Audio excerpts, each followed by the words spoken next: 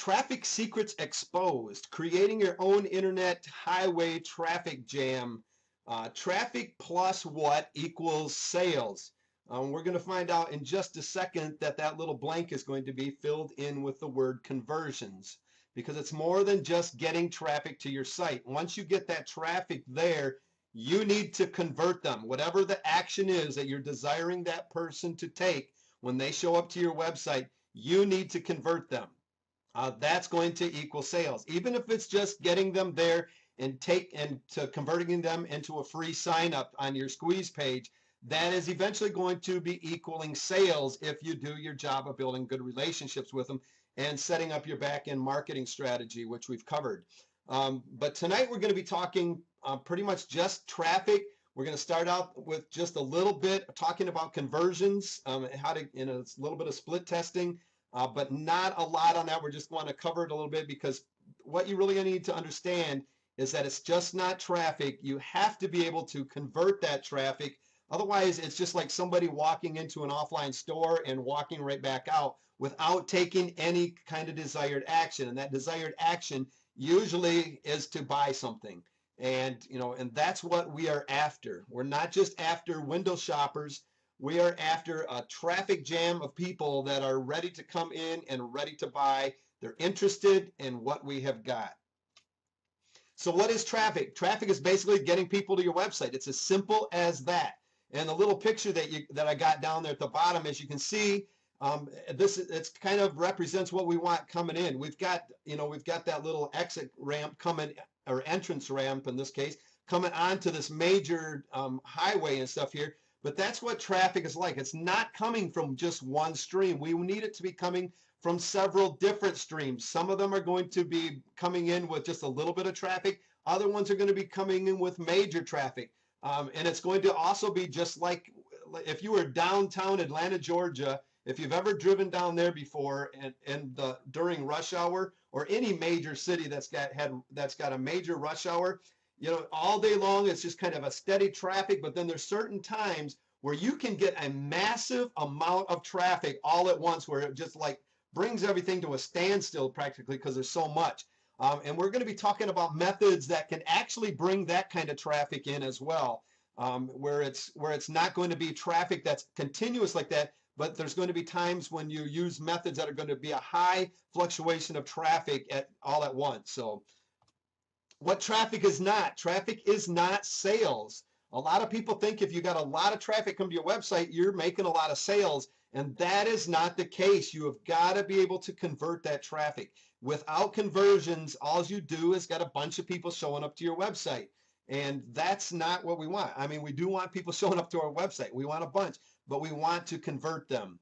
You need traffic that converts into sales. Without having the conversions to go along with the traffic that is coming to our site, we end up with what is called traffic death. And I don't know if you've ever heard that term before, but if you've got people coming to your websites and you're not making sales, you're not converting them, you're going to end up with what we call traffic death. Traffic death leads to some serious, serious issues. Most sites that do not convert well are not properly search engine optimized. And that's a big reason of why they don't convert well. And part of the reason is when you get a site that's not properly search engine optimized, what happens is you get a lot of traffic sometimes, but it's not really targeted. They're not really interested. Maybe they didn't, you could have used some better keywords to actually get them there, or some better long-tailed keywords to get them there. And somebody that was more interested, somebody more that was really targeted for what you had to offer. You're not going to get your site picked up by search engines and stuff very well if you're not properly optimized. One of the other things that traffic death leads to is you won't be able to use paid traffic methods, because you're not going to be able to justify using them, because you're going to be spending a lot of money and you're not going to be getting a very good return on your investment. A lot of times people will set their pay-per-clicks up, and pretty soon they're getting billed a big amount of money, and they have nothing left in there to actually pay that, because they never made anything. They weren't able to convert. Another thing, and this is a big deal right here, you will stop getting JV partners, and the one that you have will quit promoting for you. If you continually put out sites, put out products that are out there that do not convert. You're going to have JV partners that you've got on board basically say, we're not promoting for you anymore because we never have any kind of benefit when we do promote to you. So you're going to stop getting JV partners, and not only getting them to promote for you, they'll pretty much stop, working with you and wanting to do business with you in other ways and stuff, just because they don't see you as somebody that's able to really do what you're setting out to do. So conversions are very, very important when it comes to traffic. It's not just getting somebody there, it's getting that traffic to convert for you. So what is your conversion rate for each traffic source that you have? Do you know which sources of traffic are giving you the best conversions? Most of the time, if you were to ask somebody, when you start talking about conversions, unless they really know what they're doing, most people will say, I haven't a clue. I don't even know if there's anybody showing up to my site. Or, well, I think I'm getting a few people because every once in a while somebody will opt into my list. Well, that's great, but what's it converting like? How many people are actually opting in compared to what is actually showing up to your site? And most times people say, well, probably just a little bit because I only get a few leads on my list every once in a while. And that might not be the case. You could have a high amount of traffic coming that you don't even know about. And the reason that you think there's just a little bit is only because they're not converting. You're only getting 1 or 2 people showing up. What's going to happen there is you got to figure out a way to get that to convert better. Maybe it's changing headlines. Maybe it's changing your offer, whatever it is that you need to change on that website to get them to convert. What is your conversion rate for each keywords that you have? Do you even know these? Do you even know what a keyword is? Do you know how to go out and look for keywords? But if you do you know which keywords are getting you better conversions and better traffic? Do you know what pages of your website that you are losing your visitors on? Sometimes we have a page that might be set up, have 2 or 3 pages in, and a lot of times we'll get them there to the main page, but we never get them to the place where we need them to take the action. Do you know where you're losing your visitors at? Do you know at what point you are losing your visitors? When they leave your sales page. Let's say you've got a sales page or even a squeeze page set up. Do you know where, if they're leaving, do you know where that point is? Is it right away? So maybe you could change the headline.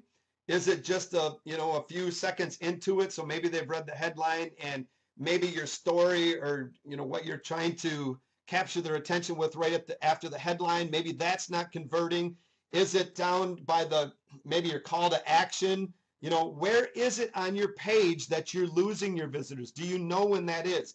Do you know how long the visitors, on average stays on your page?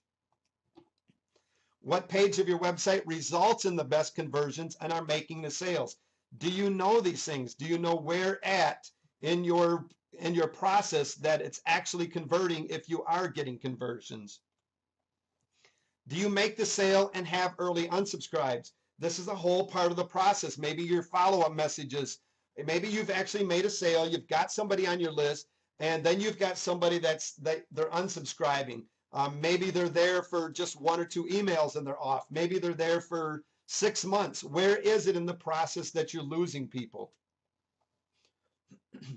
What follow-up messages in your follow-up email series is causing them to leave, and which follow-up messages causes them to buy? These kind of things are very important to be following.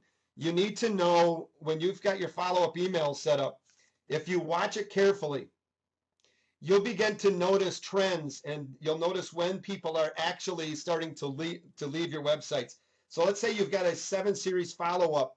A lot of times if you really pay attention, you can see if they're leaving right away, or if maybe they're leaving on a certain message, you get a higher unsubscribe rate during them. So maybe in that case, you would want to take that certain message and you might want to change it, add it with a different one, maybe a different offer, or maybe you've got a pitch during that message that you might want to take out and just give them some more content.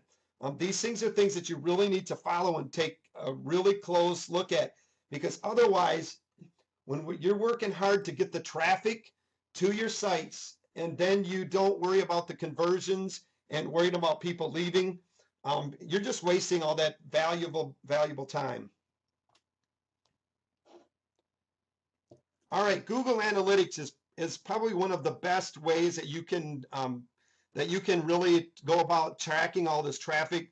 It's a simple code that you're going to set up on each page of your website. Go to google.com/analytics, and you can check this out. You can read all about this. You're going to be able to find tutorials on how to set this up.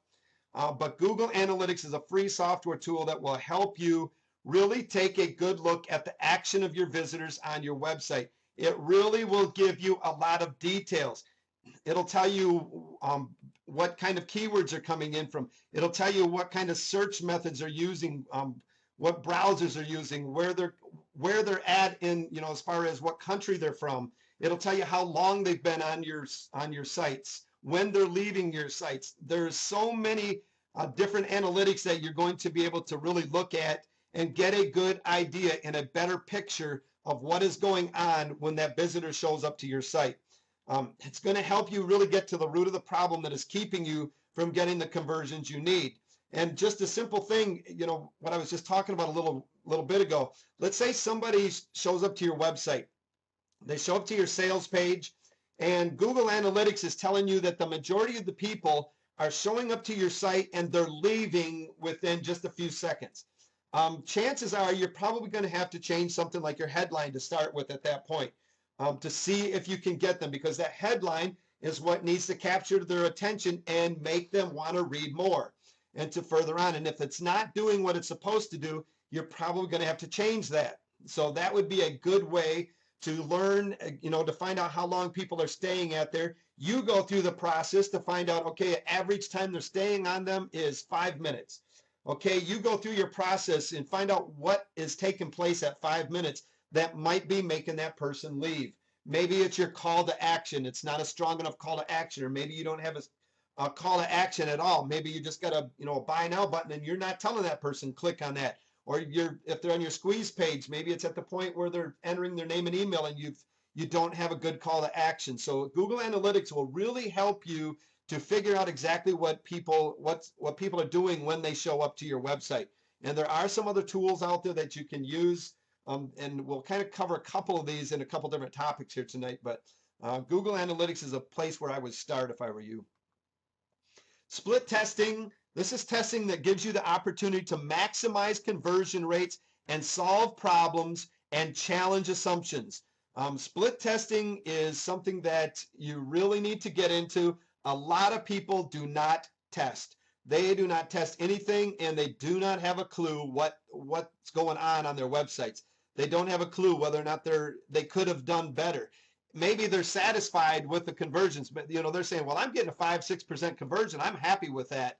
Why would you be happy with that if you could make that squeeze page go to a 30 or 40% conversion? So if you knew what was going on there, that you could split test and maybe do some changes on something and get a better conversion, why wouldn't you want to do that? I mean, you're spending the money, you're taking the time to get traffic there. Why wouldn't you want to find a way to get a better conversion? Even when you're getting great conversions, always test to see if you can do better. The most recognized split testing is called A/B split testing, and this is really nothing more than determining which elements on a page are helping the performance or conversions of your web page, and which of the elements are not and could be changed to help. And one that you can do is Google.com. It's got a website optimizer. You can go check it out. They've got an A/B split tester that you're able to use to do some of the testing of the different elements of your page. But you really need to understand and learn what is going on your websites. All right, the A in the equation refers to the original or the control page. So basically, you create your website. So you got a sales page or a squeeze page. You've got everything, your headlines, everything set up. You put it out there. Your B page refers to an alternate element or to the challenger version. So let's say you have another squeeze page set up that's got a new headline, a completely different headline, or it's changed just enough that, added some different words into it.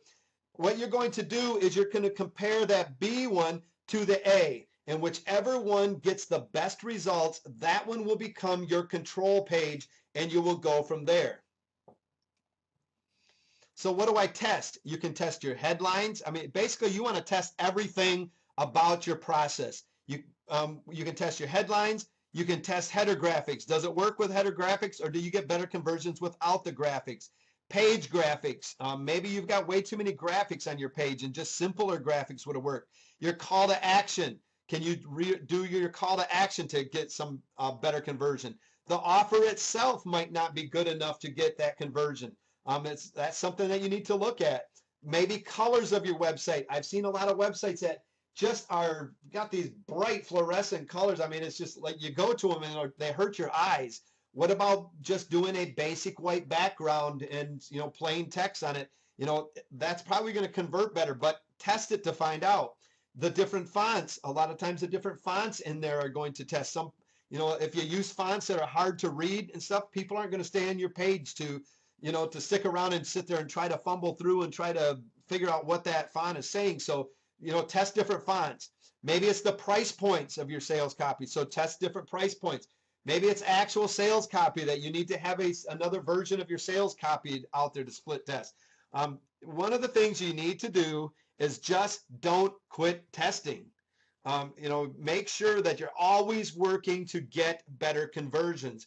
Now, there is so much more that we could cover in getting conversions and split testing and testing the different aspects of your websites and the analytics behind everything. And we're not going to get into a lot of that tonight. I need you to, if you're interested in that, you need to go do some Google research, and it's out there. That information is there for you. We want to really get into the traffic tonight, but this is so important that you make sure that you're converting, that you make sure that you're testing what you have so that when you get the traffic there, that it's not a waste of your time and it's not a waste of their time for showing up. Because if they show up and leave, chances are you're never going to get them back. All right, let's get into some traffic. Number one traffic generator, JV partners to generate traffic. And when you seen the picture at the beginning, it showed a large amount of traffic. And we're talking about that rush hour traffic.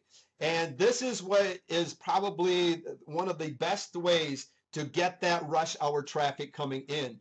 And if you can manage to do it properly, this can be a strong long-term strategy for a steady source of traffic. And it's the biggest, fastest, most powerful system that I can think of to generate traffic. Basically what you need, you have to have a product of your own. And I've been teaching that from the beginning. You need to get a product of your own. It's just something that's going to build your credibility. You can get JV partners to start helping you out. And it's one of the best ways to get a large amount of traffic. If you want that traffic jam, it's JV partners. Make sure that you have an excellent product. If you want to get JV product or partners, make sure that your product is of the highest value possible. Make sure that what you're offering as to your JV partners to promote is of the highest value and it's just an excellent product. If it's not, what's going to happen is when they send you leads and customers, and they're going to start getting complaints because it might be your product, but a lot of times they're going to go back to who recommended that product to them and say, what the heck are you doing? You recommended me junk. I've trusted you, and it's going to hurt their credibility. So make sure that you're giving them excellent products to recommend, because if not, it's going to hurt your relationships with not only those that are buying, but with your JV partners as well. Have your site ready to go when you ask your JV partners to promote. This is a biggie.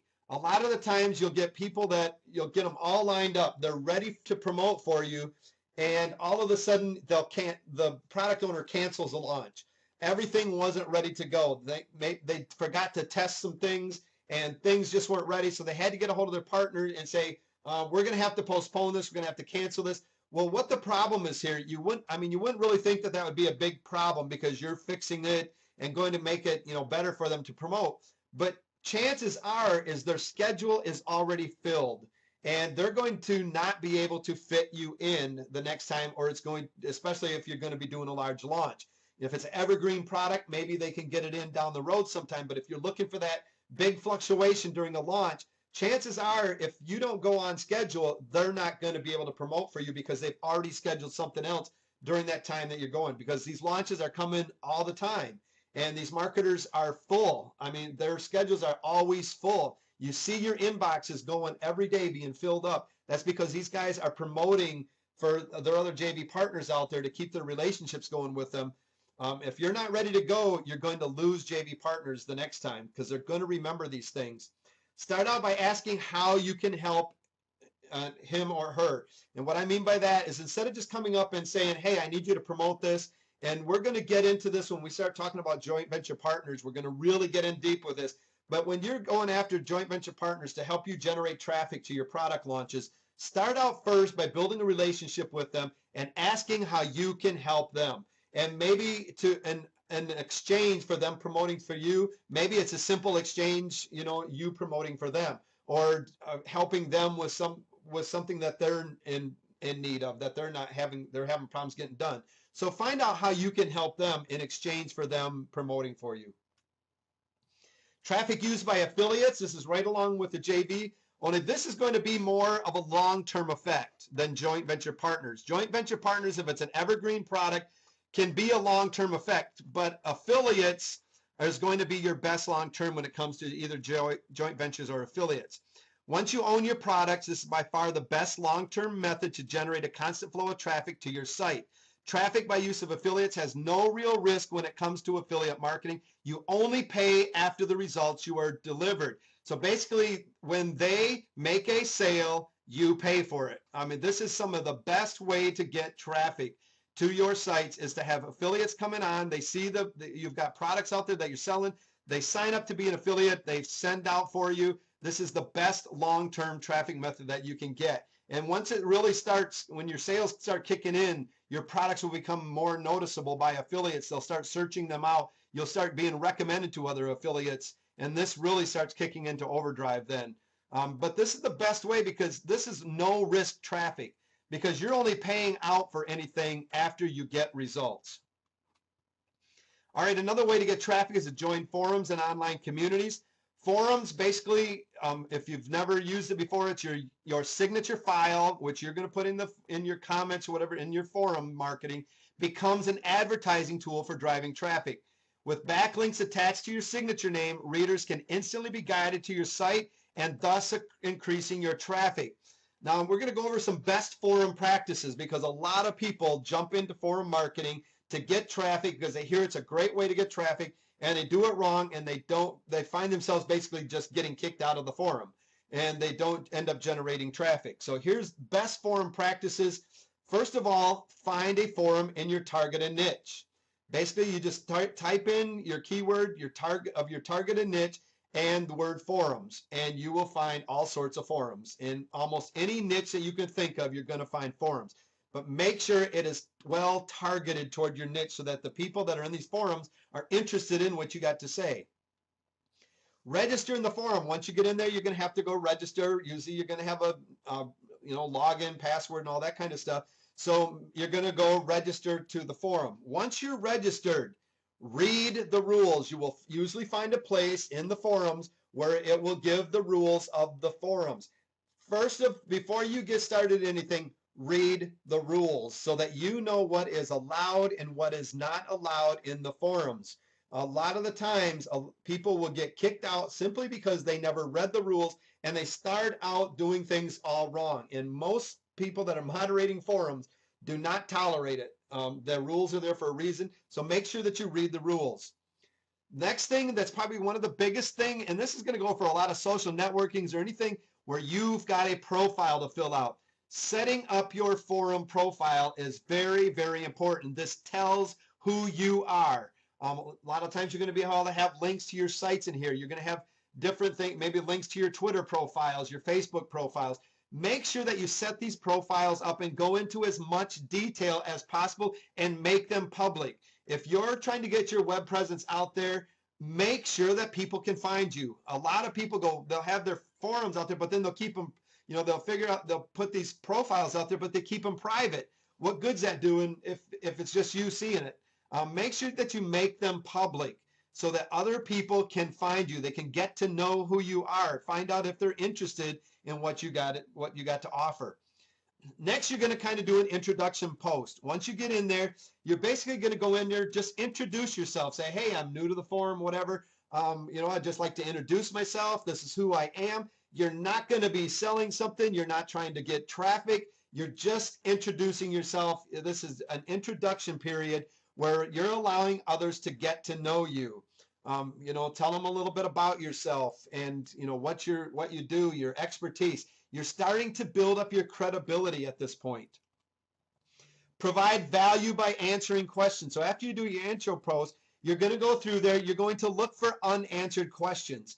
The ones that already got answers to, unless there's several different answers, or you think you got a better one, great. But look for different questions that are unanswered, that are specific toward your niche, specific toward your expertise.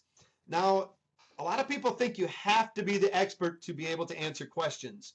So they don't go in there and start answering questions.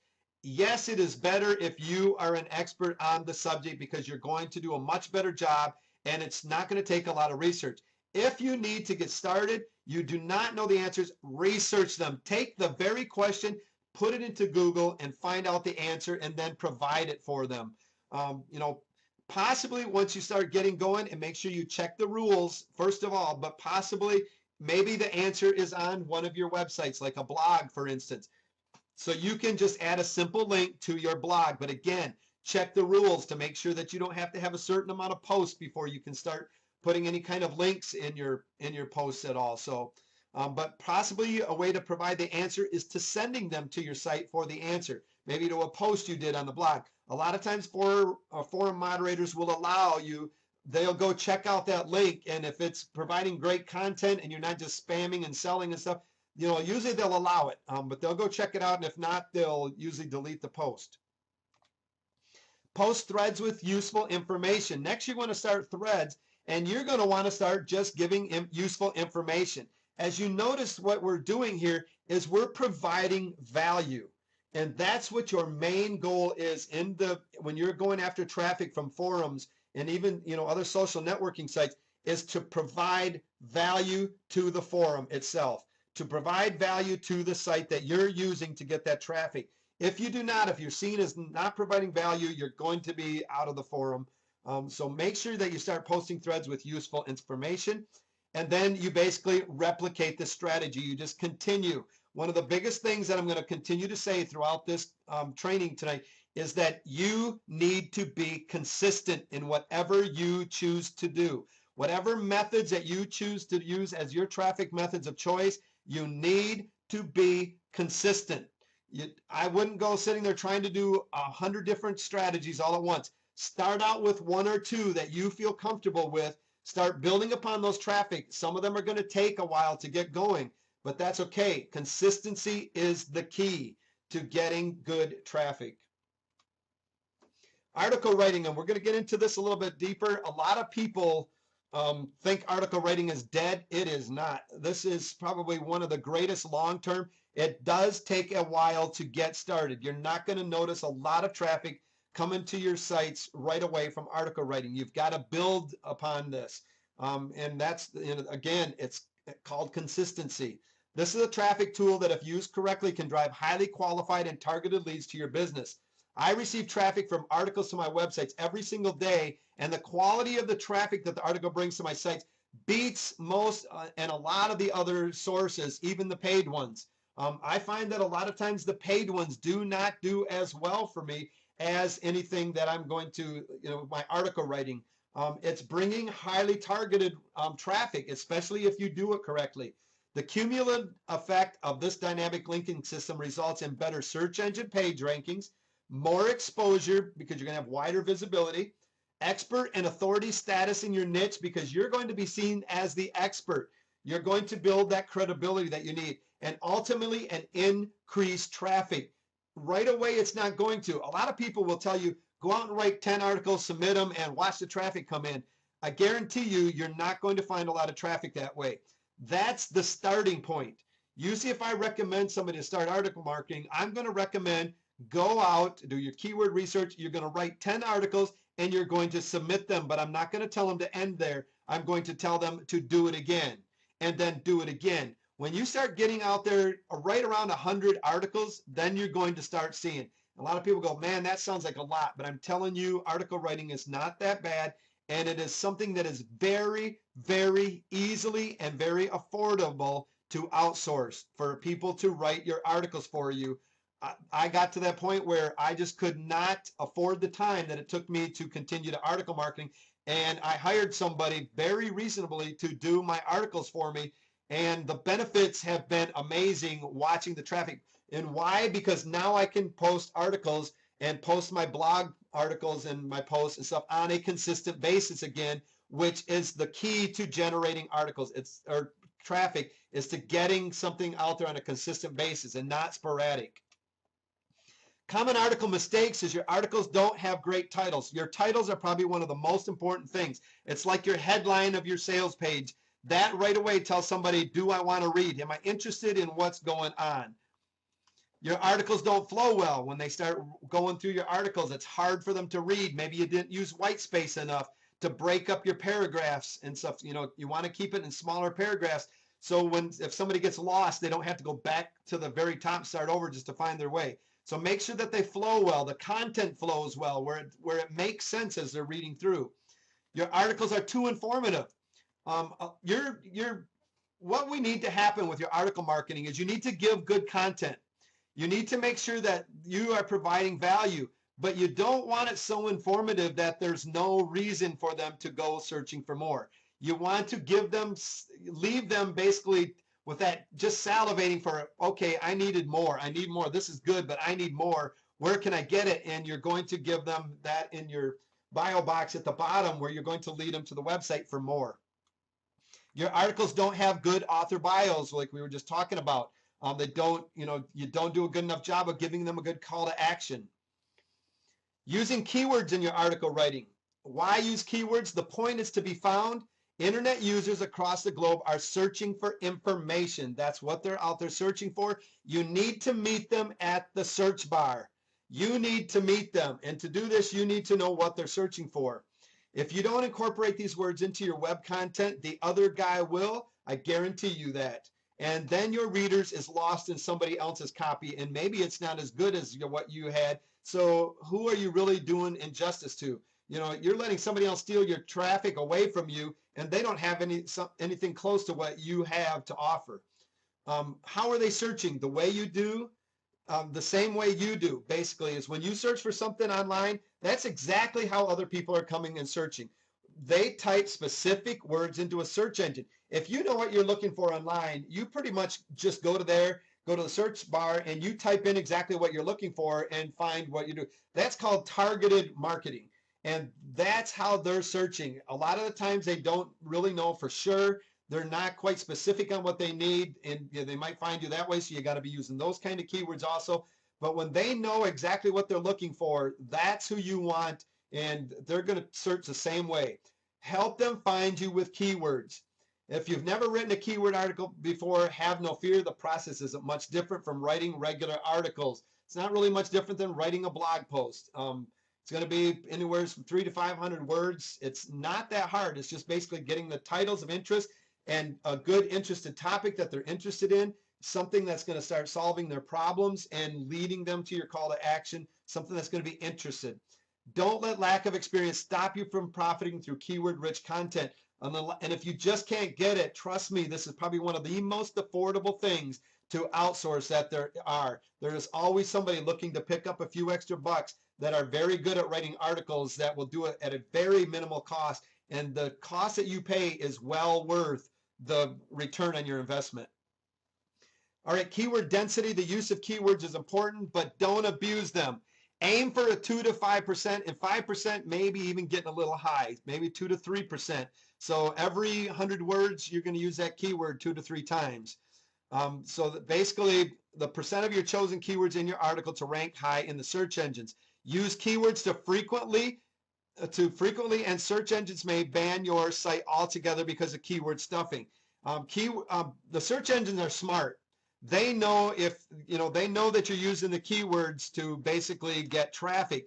And if you just start stuffing it where you've got a high density going on, where it's just like, every other paragraph is just filled with what your stuff, they're basically just they can ban your site. They're not looking for that. The content that you got is not useful to them.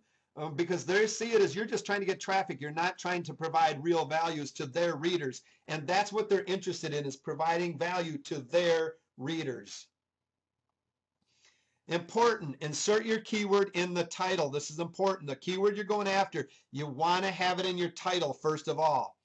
Use the primary keyword in the first or second sentence in the first paragraph. So you're going to want to add in the title, and then as you're going into that first paragraph, have that keyword again within that first paragraph.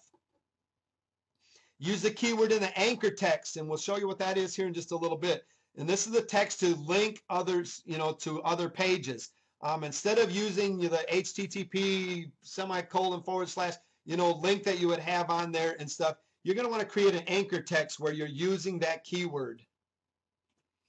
Use keyword variations or synonyms to make the articles flow better. Repeating the same keyword makes your article awkward to read. So if you're always got a thing on dog breeding, and you're always talking about dog breeding, use different synonyms and stuff that you can use with those to make it, not quite so awkward for somebody to read, where they're like, wow, why do they keep throwing that word in there? And the basic reason is to get that keyword in there. Well, that's not your goal, because it's not providing the value you need to. Write your articles and submit them. Here is a list of some of the top article directories. eZine Articles is probably one of the most well-known. One thing that if you're going to submit articles, I recommend submitting it to eZine Articles first. If you've got content out there and you don't put your name on it, and eZine Articles, you submit something to them and they find that content, because they're going to search, and they're really getting picky about this. They're going to search, and if they find that that's duplicate content and you're not showing that that's your content already, they're going to basically make you go through the process of proving that that's your content before they accept that article. eZine Articles is very particular about what they take. So if you're going to be putting it on other sites without using your name and claiming that article, make sure you put it on eZine first. GoArticles.com, ArticleDashboard.com, ArticleBase.com, ArticleAlley.com, iSnare.com, Helium.com. Basically, do a search on Google for the term article directories, and you're going to find many, many more. So those are some of the article directories that you can be looking for to submit your articles.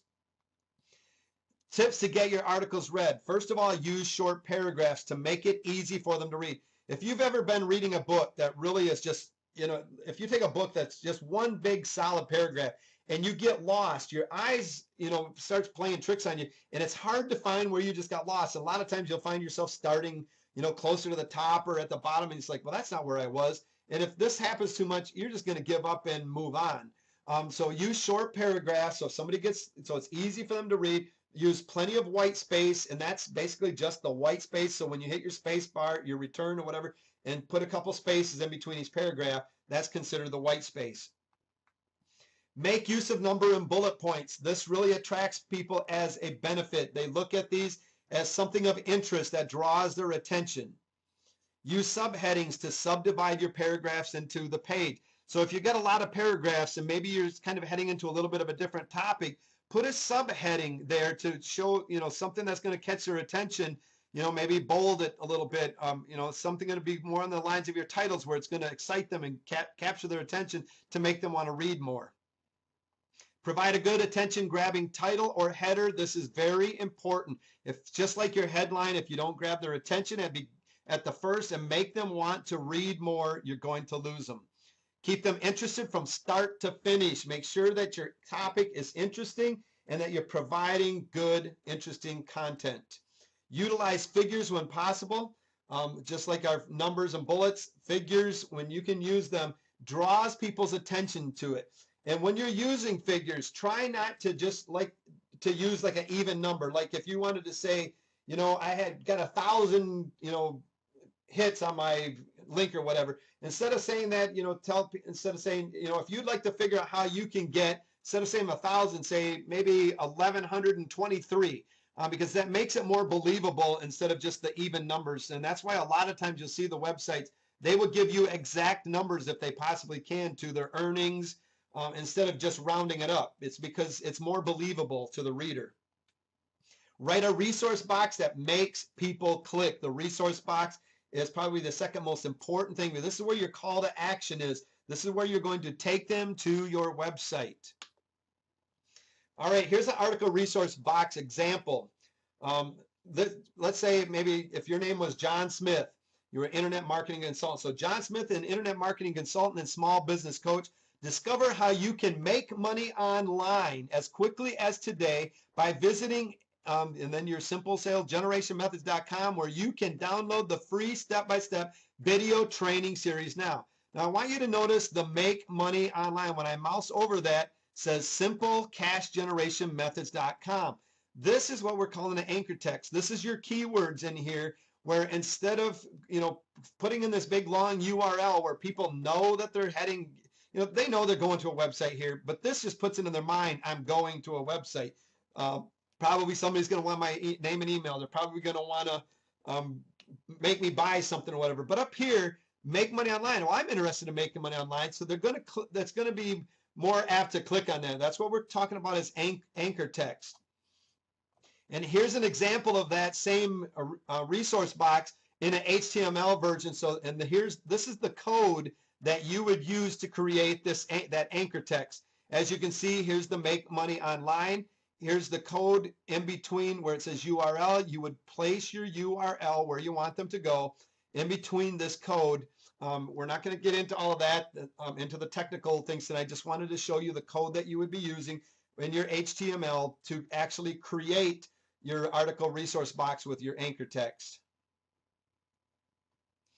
Maximize your traffic opportunities. Create as many articles as possible. Basically, the more articles you can create and distribute to more traffic, the more traffic you can start to see. Like I said, once you start getting up to around 100, you're going to start seeing some pretty good traffic. And the more that you continue after that, the better your traffic. The more consistent you are, the more traffic you're going to get. And the thing of it is these articles will start being viral. People will start taking them and placing them on their sites. You want them to do this. You want them to use it to make sure that they take all the content and, plus they directed them back to your site. So you want them to go viral. You want people to use them on their site. The more you put out there, the better you're going to see your traffic.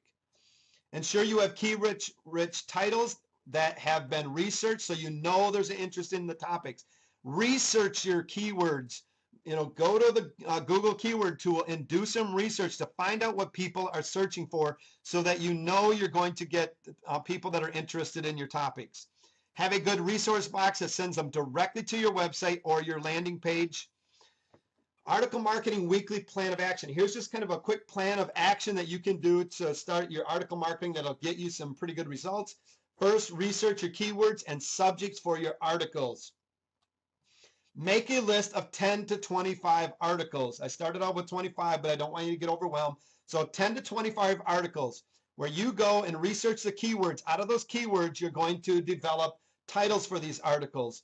So you're going to get the subject. So if it's, dog breeding, maybe it's different types of breeds of dogs that you start going on, whatever you can find when you start doing that research for your keywords. Start picking your keywords, make a good list of keywords for you to use, and then start making a list of the titles.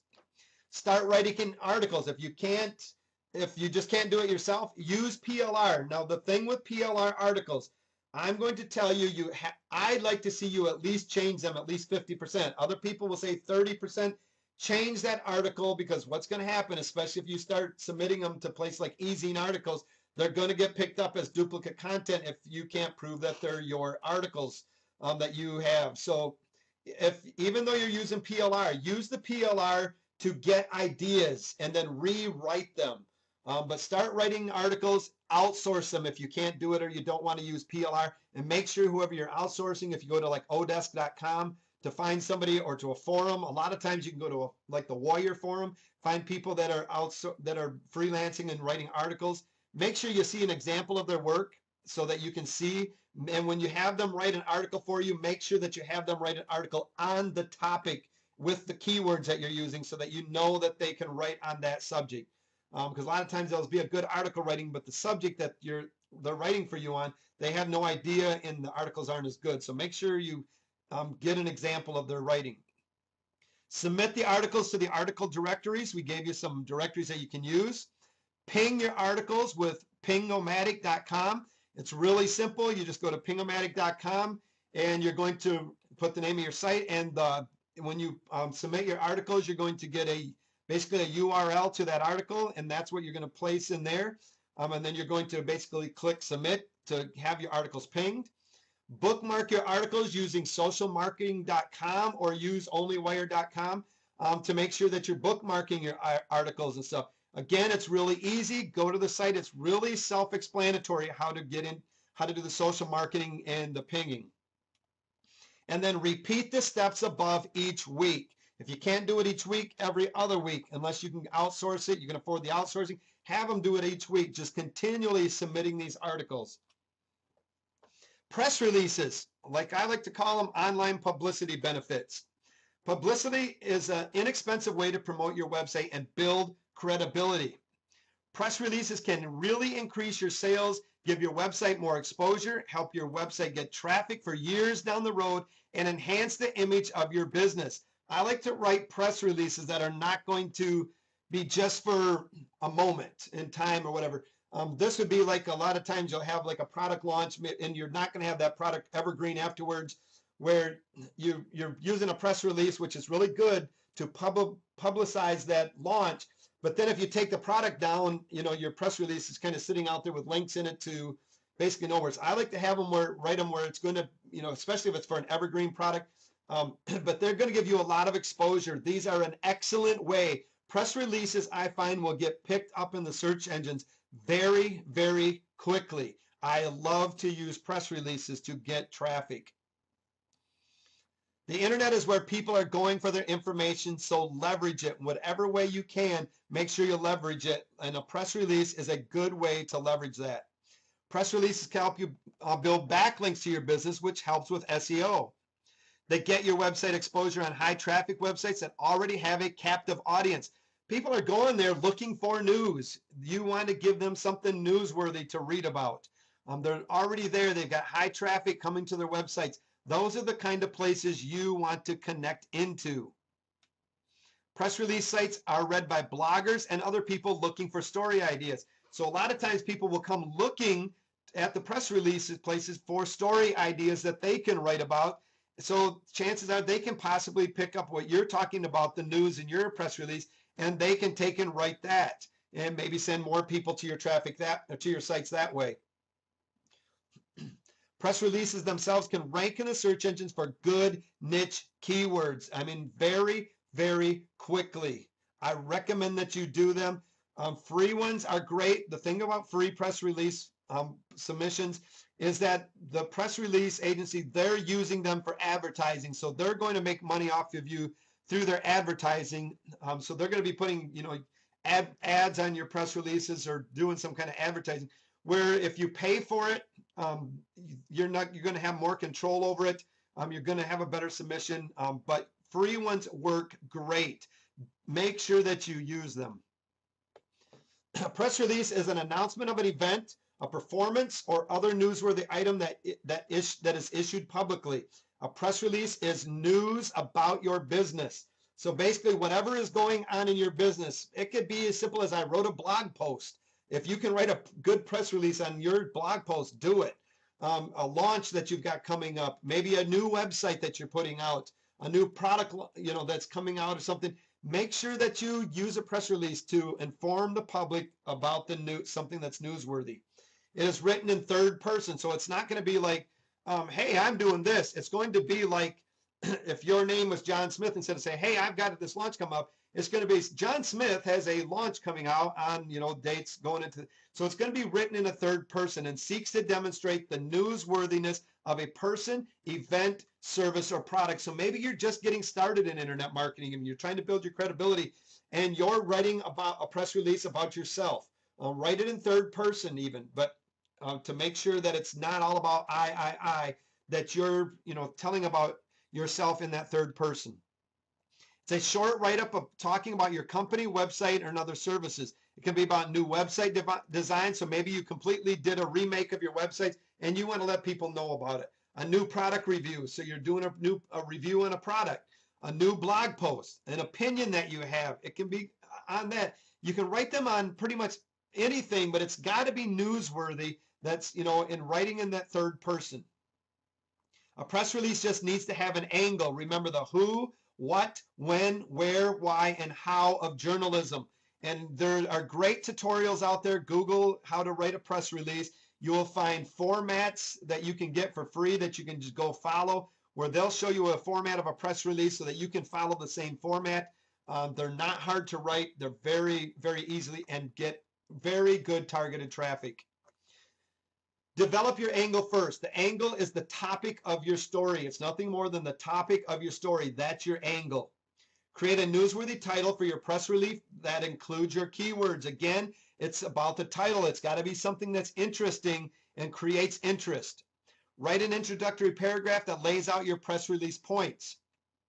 Write 2 to 4 paragraphs for the body of the press release. Put quotes in there. If you have quotes that can be used, those are excellent to put in your press release. But basically just write a couple more paragraphs after your introductory paragraph. It's nothing that is going to be this huge, long, drawn-out thing.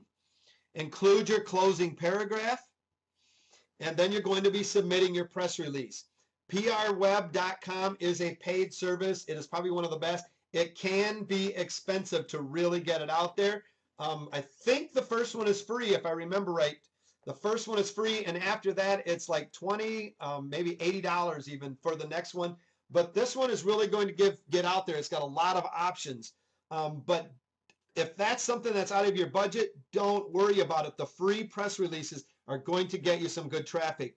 Just basically freepressrelease.com. And notice the dashes in between. PR Log, Page Release, iNewsWire, 1888 Press Release, Press Release Spider. I mean, basically, you run a Google search for the following phrases to find more press release sites. Just do a search for press release distribution, submit press releases, press release submission if you're looking for free ones, do free press release websites, submit press release for free. It's really easy to find them. Use them because press releases you will find will get traffic, and I really think you're going to be excited about what happens. Video marketing. This is a powerful strategy for driving a lot of targeted traffic to your websites. Not only can video marketing help increase your traffic by showing up in the search engine, which it does very easily. If you do a good job with your video marketing, you're going to notice that they're going to show up into the search engines a lot easier than even like your articles. But also it can be fabulous viral marketing tool. Videos can give you a brand new way to build credibility and generate massive exposure for your business online. So just think about doing something like a PowerPoint presentation where you're teaching something and you take a portion of that video.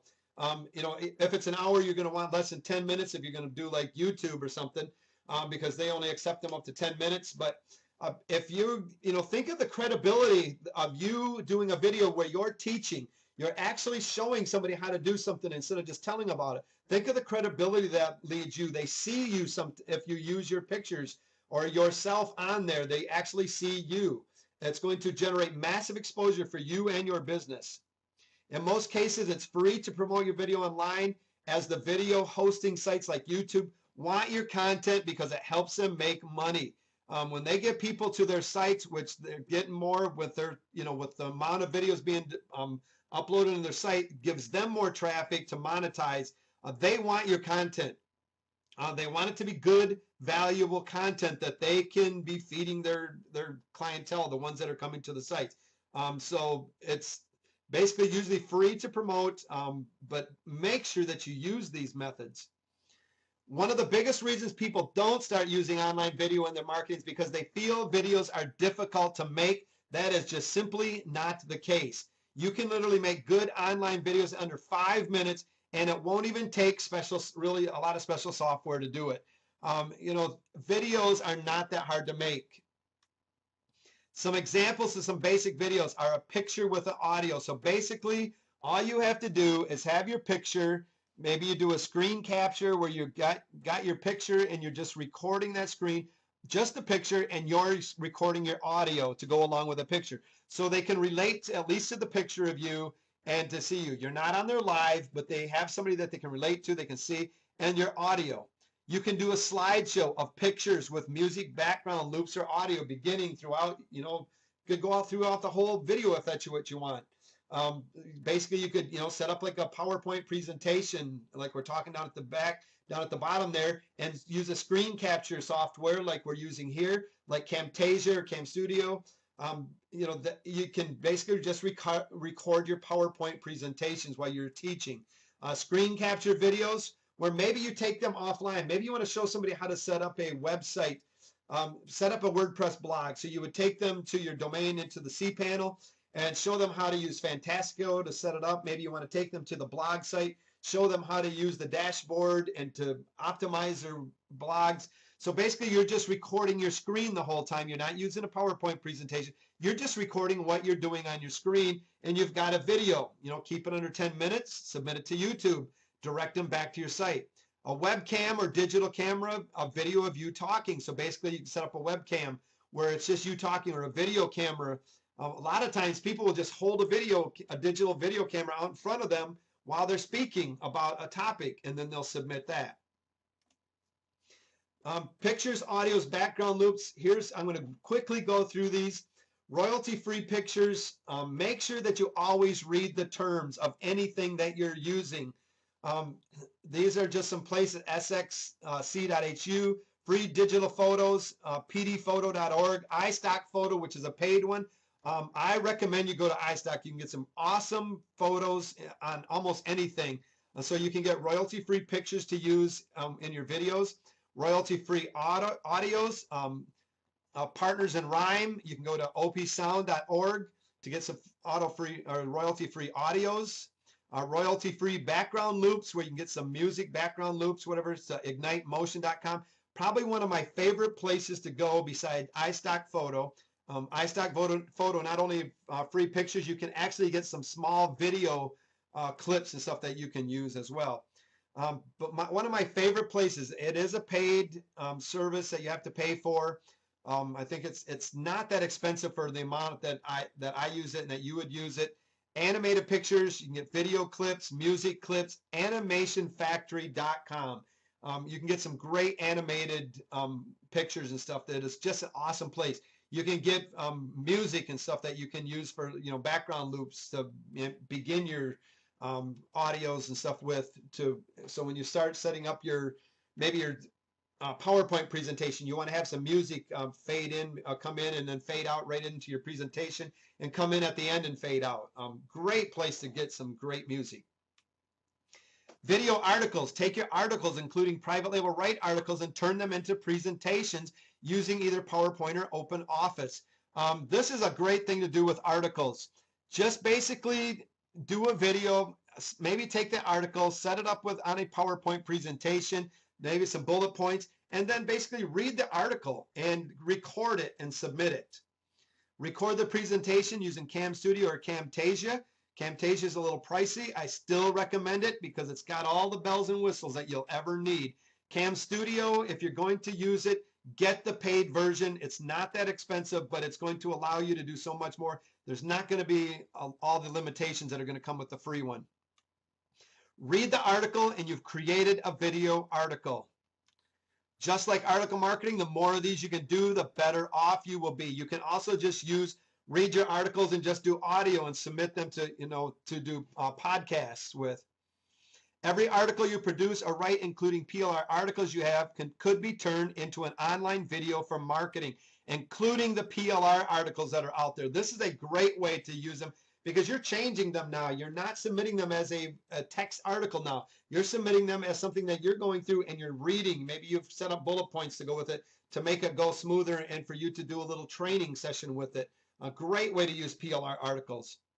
Never instruct people just to visit your site. Don't just blatantly come out and say, and now go to my site to get here. You're going to want to lead them into that with your call to action or whatever. You're going to want to have your links coming in, whatever. But don't sit there. A lot of times, don't just go to my site to get this. You want to give them that call to action.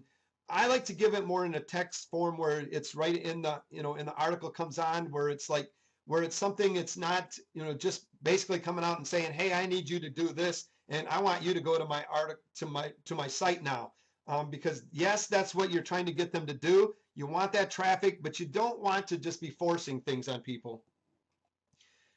effective video marketing strategies, research keywords and topics for your videos, just like article marketing. You need to research your keywords and your topic. When you're submitting them, you're going to use your keywords and your tags. You're going to want to have a good title for it.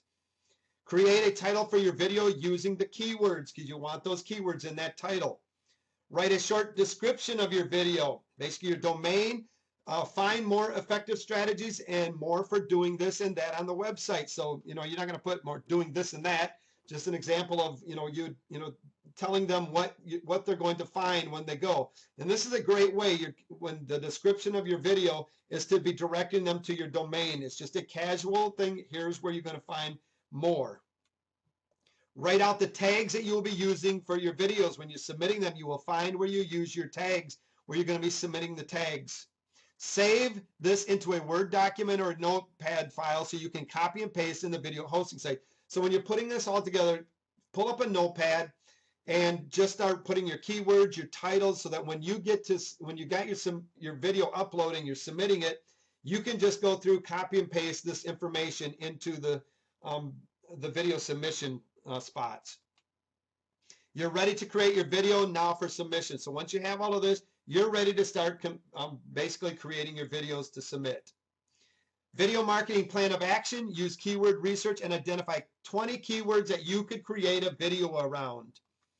Create 20 short videos using the strategies discussed in this presentation. So basically, we're talking about maybe with PowerPoint, with articles, with using just maybe yourself and a digital camera, a video camera. Create 20 short videos using the strategies discussed. Create your titles, your descriptions, keyword tags for each video, and save it in a notepad file.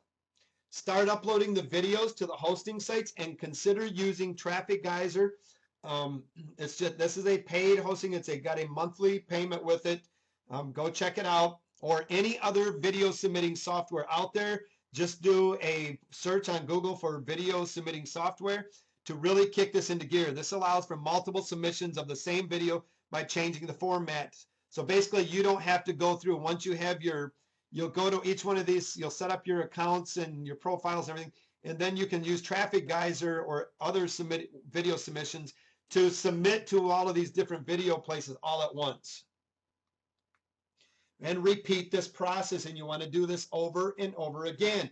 If you can't do this, find somebody to do this for you. How easy would it be for you to find somebody just to go out and read your articles and create small videos and stuff for you to submit?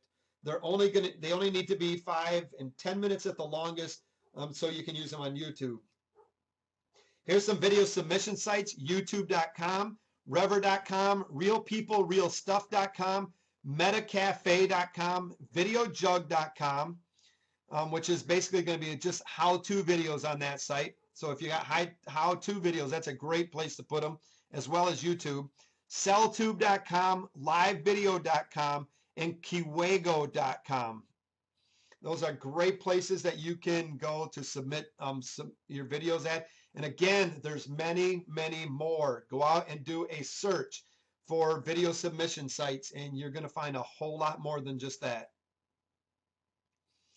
Automatic mass video distribution. We're just kind of talking about that. Traffic Geyser. It's the best paid video submission service that's out there. It's low cost when you consider all it does. I don't remember what the monthly. Last I knew it was like $99 a month. But when you consider what it does, when you're at the point where you can use this, when you consider what it does, it's very low cost. Automates video submissions, podcast submissions, and social bookmarking all in one package. So it's going to do all of this for you all in one package. Gives you huge flexibility and allows you to submit a ton of videos online. Also, another great place to do mass video distribution would be tubemogul.com. Free to mass submit videos. It's limited on sites to submit to, but still it's valuable. So use that as well. And that's free to mass submit your videos, but it is limited on the sites that you can submit to. Software and accessories needed for video. Windows Movie Maker. It's a free video software. iMovie for Apple is a free video software for if you have the Mac. Sony Vegas, you can get a free 30-day trial. It's not that expensive. It's very inexpensive to use Sony Vega, It comes with a 30-day trial. I recommend getting the trial and using it. Cam Studio is actually a free screen capture. You can go to camstudio.org. Again, I don't recommend the free version of this. I recommend that you get the paid version. I don't remember what it is. It's like $37, $47 or something, whatever, for the paid version. I recommend that, if you're going to not go with Camtasia screen capture, which is going to be more expensive, but I prefer Camtasia, and that's the one that I would recommend. It will do whatever you need to do. PowerPoint, or you can go to the Open Office version that you can get. Again, the same thing goes. PowerPoint with Microsoft Office is expensive, but it's got what you need. They just came out. They got 2010 version. It's an amazing thing. I mean, some of the things that you can do with it, the transition slides is awesome. I recommend it over the other free ones, but the free versions that you can get at openoffice.org will do the job. A USB microphone headset, one that you can pick up at Walmart for like 39 bucks or whatever. Another one that I would recommend would be the USB Snowball mic that you can get for like $100 to $125, and that's just a one on a stand that you're going to put in front of you. Otherwise, just a headset, a USB from Walmart will work great. It gives you great quality. The only thing you got to be careful about that one is that the connection to the speaker part and stuff once in a while gets loosened up, and you'll get a clicking sound. So you got to be watching for that. And at that point, you'll have to pretty much replace the headset. But they're very inexpensive, and it does an awesome job. Basic webcam or a digital camera or a flip video will do very well. If you want to go the cheaper versions for, you don't got to go out there and get a real expensive camera. Audacity audio software, you go to audacity.sourceforge.net. That's a great place for you to do recordings and also editing. Great place for you to go and check that out. Most of these places come with great tutorials for you to learn how to use them. They don't just say, here it is, figure it out yourself. They give you very good tutorials for you to be able to follow and learn from. If you can't find it, go to some place like YouTube and type in what you're looking for. Basically how to use Windows Movie Maker. I guarantee you'll find videos that are there on YouTube for you to learn from. Email signature files. The point of having a signature file in each of your emails is to drive traffic to your websites. The goal with your signature file is to get them to click, right? So you need to spend at least as much time on your signature files as you would writing an ad. And basically when you were writing ads, an ad is not a lot of text. It's just a couple little lines. So you really got to spend some time on writing these to make people want to click. So, what you put into your signature files in your email or wherever you have a signature file, whether it's on a forum, make sure you spend some time really writing it out. Learn how to do it properly so that you can get people to click on them. Use it for giving a special offer. Maybe you got a special offer, you got free gifts or affiliate product, or you just want to send them to another site, get them to sign up for something. You can use your email signature files. First of all, say what your offer is and include the main benefit. Really focus on the main benefit that they'll receive by coming to your website. Also include your name and your website. Don't list 3 to 5 websites in your signature files. I've seen signature files where they've got follow me on Twitter, follow me on Facebook, follow me on this site, that site, every other site, and here's about 20 products I've got. And the list in that signature file is crazy. How many times have you ever clicked on any of those things? Maybe once in a while, but usually you're just like, phew, forget all of that. Because they're not doing a good job of telling you what you're going to get at each one of those sites.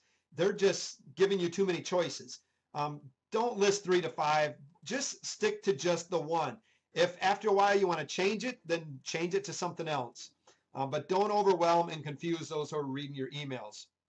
Social networking sites. These are more social networking sites there's more than social networking sites than there are fleas on dogs. They're out there all over the place. So determine which social networking sites you're going to use. Learn how to best use those sites to generate traffic and links to your website or blog. One of the things I'm going to talk to you about social networking sites. They don't work for everybody. Some people will get great results. Other people can try and they just cannot make them work. Personally, I do not use a lot of social networking sites. One of my problems when I go to social networking sites is I get caught up in talking to people and building relationships, and that's what I'm going to use them for. It's not a lot of traffic generation, but there are people that have generating a lot of traffic and a lot of income from social networking, and it's a great thing that you need to check out. But find out if it's going to be something for you. You can meet people like yourself, exchange ideas about growing your business. It's awesome for that. Really recommend it for that. Great way to drive traffic to your sites if you're one that it works for. Sometimes I'm just going to tell you it's not for everybody. Relationships are built through these organizations, and that's probably one of the most powerful things is the relationships that you can build with people. Because a lot of times you'll get them maybe sending to your sites where maybe you don't get a lot of traffic from it, but they maybe like on Twitter or something like that, somebody else that is able to get it, they've got a good following that really takes action on what they say. Maybe they retweet your post for you or something. So really build those relationships. After deciding which sites are appropriate for you, the next thing to do is be active on those sites. If you have decided you're going to have a web presence, then have a web presence. Don't spend all day. Be productive and provide value on these kind of sites. You need to provide value. And don't spend all day on them. Facebook, Twitter, these things, a lot of times you get caught up just chatting with people and back and forth, and you waste a lot of time. So make sure you're being productive. If not, you can outsource it to somebody that maybe is good at it and can do that's all they do for you, where you don't even have to go there. Web 2.0 properties for traffic. Web 2.0 sites are basically social type websites where most of the content is user generated, where the user generates the content, where you're generating the content. You can leverage Web 2.0 websites for more backlinks, exposure, and traffic. There are many different Web 2.0 properties that you can leverage for more traffic. You simply add your content to them, link to your website if applicable. Use your core keyword phrases as the title of these properties. One of the things I want to tell you again is read the rules. Make sure that you're following the rules. Web 2.0 sites include things like Squidoo.com, which is a great place, gets picked up in Google very quick, where you create a Squidoo lens. Hubpages.com, Weebly.com, Issue.com. These are some good 2.0 properties that you can check into and to use to generate traffic. Remember, it's user generated. The content is user generating. You generating the content. Make sure you read the rules. LinkedIn is another place that a lot of people don't think about for traffic, but there's a specific part of LinkedIn that I want to tell you about that I prefer to use. The LinkedIn Answer feature can be a really useful tool both for people with questions and people with answers. Drive traffic to your profile, increasing interest in your personal brand, and then possibly your website or blog by answering questions and inserting your URLs. Basically, you're providing value. There's a question place in there where people go and they're asking questions where you can go and answer, just like you would do in a forum. Provide an answer. Maybe your answer is in the form of a PDF file that they're going to go sign up for at a squeeze page, or maybe they're going to go to your blog for the answer. But it's where you're going in. They've got this place where people can go in, ask questions. You can go in and provide answers.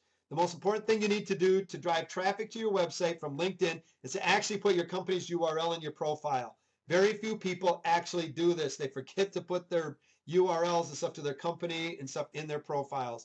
When you put the link in your profile, don't just use your company name. Use a keyword phrase that someone might be searching for. Maybe if your company is all about making money online, maybe with your company name, you're going to want to put those keywords in there, making money online, or whatever keywords that you're going to be after. These links will send you traffic directly from LinkedIn. They also will help you rank higher in search engines for the keywords that you use. LinkedIn Answer feature is a great thing. A lot of people don't even know that feature is even there. They think it's just a place for you to connect with a bunch of professionals. Blogs are a great place to get traffic. WordPress hosted blogs is what I'm going to recommend you to. I'm not going to say don't use the free ones. I'm going to recommend that you have a hosted blog though. WordPress is a great one. The reason is you got more flexibility and more control. If you use the free WordPress, they're basically doing the same thing. They want you to generate traffic for them. They want you to get it because they're going to monetize it. You're the one that wants to monetize and use the traffic that's coming. So a lot of people will start out with a free blog. They're getting all this traffic, but then they can't monetize it. And when they go to monetize it, they get everything shut down and they can't get their content back. My suggestion is start out with just a hosted blog, and a WordPress one is probably one of the best ones I know. Include website URLs in your posts. So when you're creating posts, have website URLs where you want to direct them. Good content, pre-selling them on that link. Always have a free offer in your subscriber box on your blog to capture names and emails. Wherever you're driving traffic to, you need to have a place to list build to get that name and email. I don't care what your website is, have a place to capture name and email. Post on a consistent, there's that word again, consistent basis, and give good quality, keyword-rich content.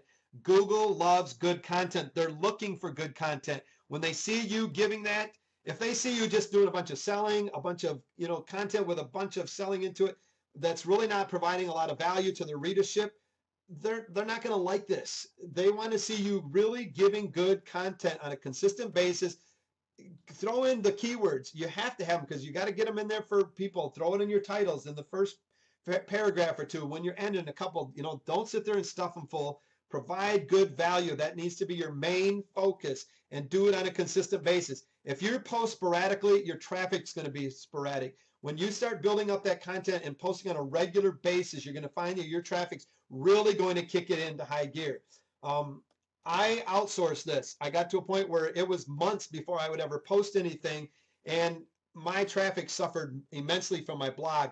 I hired somebody very, very inexpensively to come in. They're writing blog posts. My traffic is consistent again. It's picking up all the time. The more content that I put in, the more consistent the traffic is that's coming to it. Make sure you're consistent.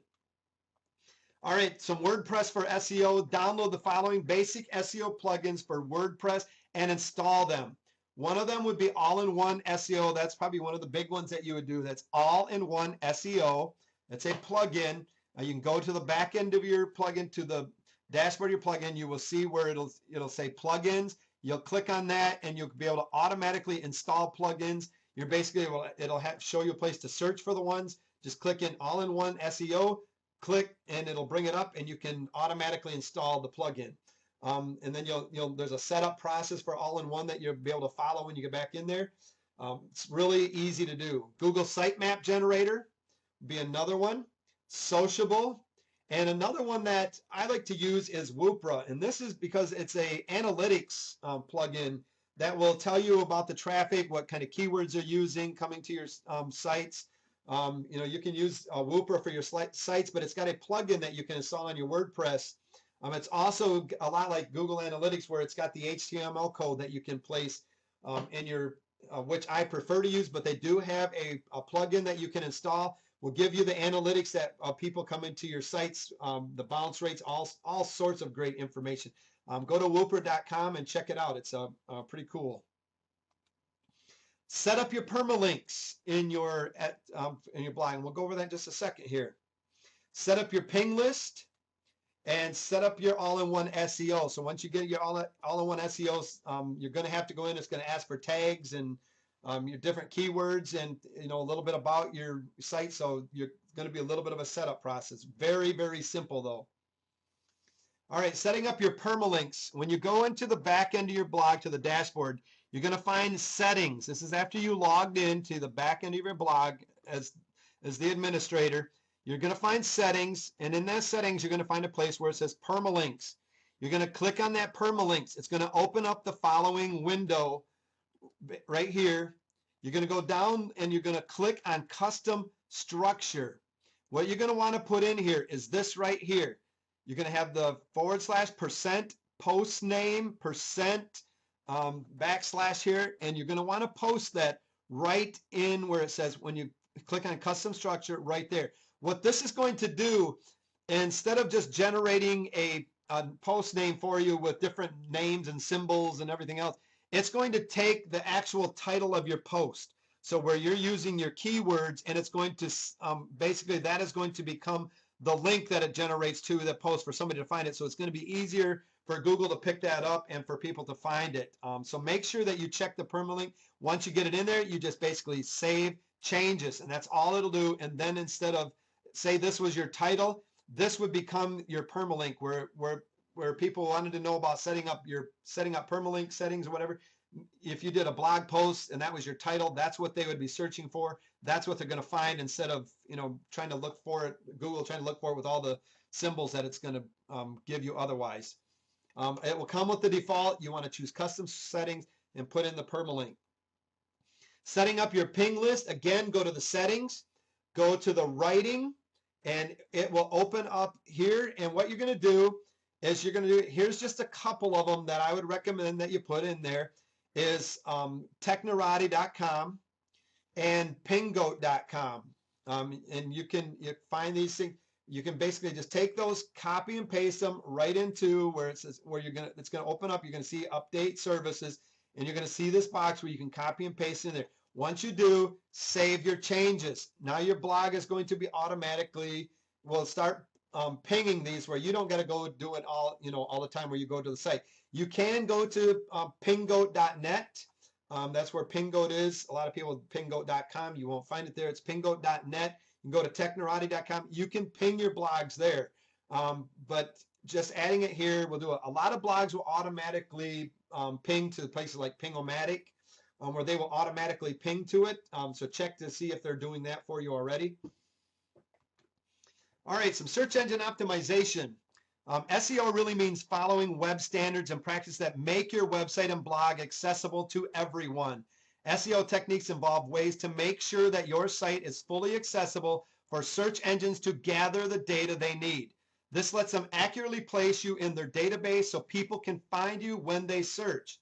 Now, the truth is that if you're not interested in attracting a lot of visitors, so if you're on the call, you're going over this training, you're not interested in attracting a lot of visitors, you don't need search engine optimization. If you do, you need to learn how to do it properly. So if it's not your thing, if you don't care about traffic, then don't bother with it.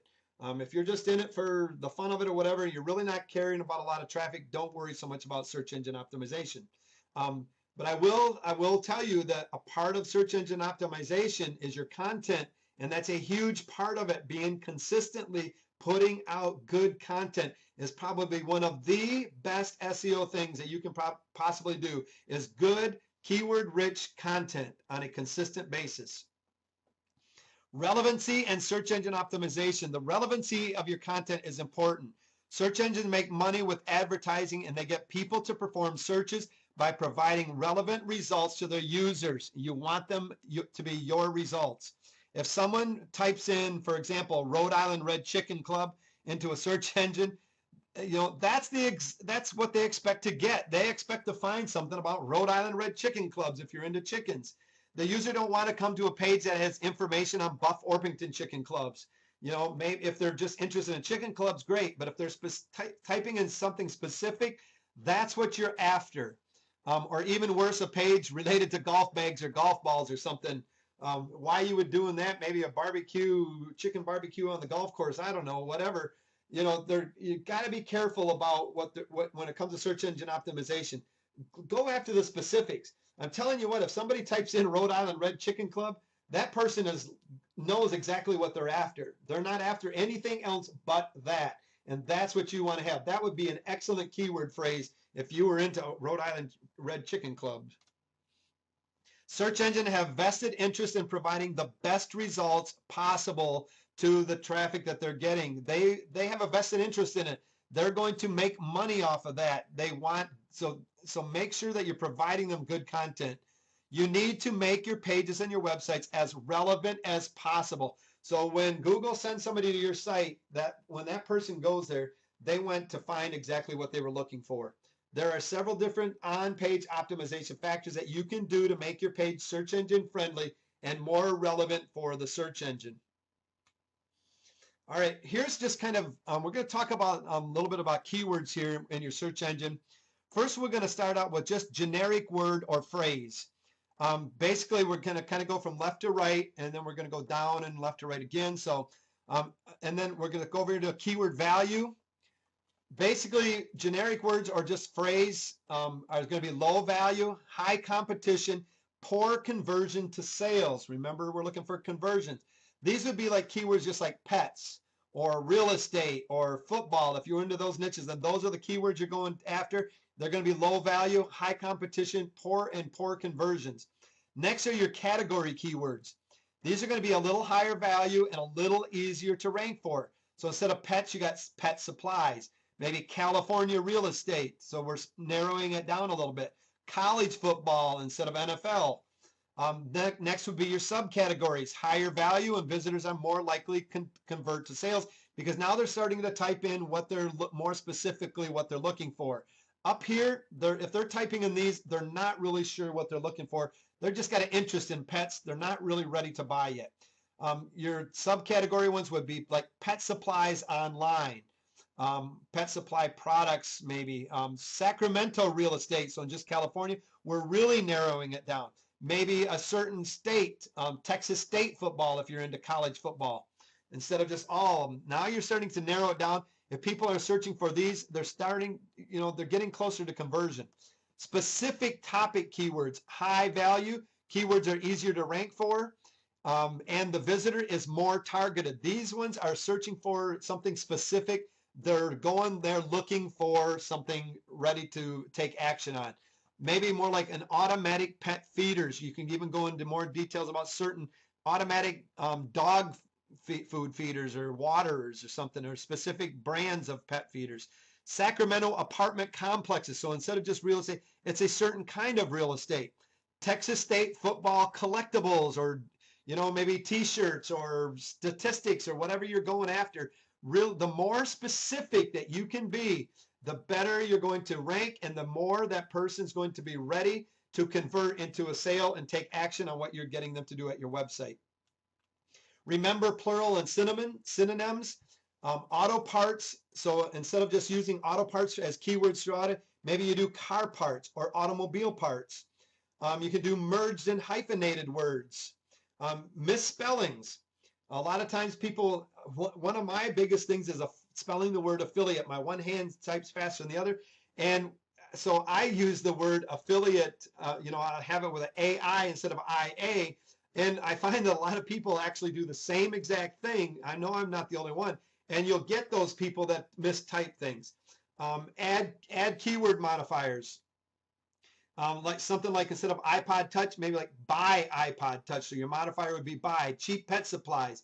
Best price Nintendo Wii's. Make sure though that you're always doing plurals, because a lot of times the plurals will completely change the names. One of the best examples I can give you is chicken or chickens. If somebody types in the word chicken, they're really not, they could be looking for breeds of chickens. They could be looking for the animal chicken. If they type in chicken, maybe they're looking for chicken recipes. Maybe they're looking, for, who knows what they're looking for. So make sure that you're using the plurals and stuff as well, because it will really tell you, what that person's really looking for, and it'll completely change what that person's looking for. Put yourself in your customer's shoes. What problem does my product or service solve for my typical customer? Know the problems and know what they serve for. You're going to be able to pick out much better keywords. See what people are already searching for to find your website. Google Analytics, you can use Webalizer, you can use AWS Stats, which is in your cPanel. You can use Wipro, like we were talking about a little earlier, on your blogs and other sites. But see what people are searching for. So a lot of these places will tell you the words that they use to find your sites. And, those are the words, if you're getting a lot of traffic coming from those are the ones you want to really start capitalizing on in your articles and in your post. Consider related keywords. Instead of just pet supplies, maybe it's dog supplies or cat supplies or bird supplies. So instead of, consider related keywords. Title tags are the single most important on-page ranking factor out there. They're very important. A lot of people do not use them, and they're that important. Basically, this is your title page. This is the HTML. When you're going to your website and basically creating in your HTML editor, you're going to find the title where it has these tags here. These are tags. You're going to put your keyword-rich title in there. That's what people are going to be looking for. And you'll notice the keywords on the title tags and stuff. If you ever search for something online, in the very, very top left-hand corner above your toolbars and stuff, you'll usually see some information up there, and it's usually the keywords and stuff that'll be your title tags. should have the exact phrase you're trying to rank for. The exact main keyword phrase should be at the very beginning. Search engines read from left to right. Always remember that when you're writing content, is that they read left to right. You should repeat the keyword phrase or a plural or singular version of it, also in that title tag. Keep in mind that singular and plural keyword phrases come up differently in search engines. For example, like I gave you already, chickens and chicken, laptop and laptops, because you can go for a certain kind of laptop or different kinds of laptop, produce totally different results. So you want to use both in your title tags if you were, of the niches you're looking in. Sample of some pretty decent title tags would be like dog collars. You're looking for dog collars. Find the best dog collar for your dog. So you notice you got the plural and the singular. You got dog collars, dog collar. Weight loss, your source for weight loss tips. Those would be good examples of title tags. And you notice you've got the hyphen in between the two different ones that you got. Search engine friendly content structure. Your articles on your site should contain your main keywords near the beginning of them. Articles should be broken apart with header tags in between. So especially if you're like changing a little bit of a direction, you might want to have a different tag. But what this does is when you're reading through a sales page or article and you see those subheaders, they draw your attention to make you want to continue to read. You should try to include your main keywords once or twice in the first paragraph and place it anywhere that makes sense in the next paragraphs. So after the first, wherever it makes sense, don't sit there and stuff it all over the place, wherever it makes sense. Try to include your main keyword in the last paragraph of the article. Perfect keyword density is just a myth. I recommend 2 to 5.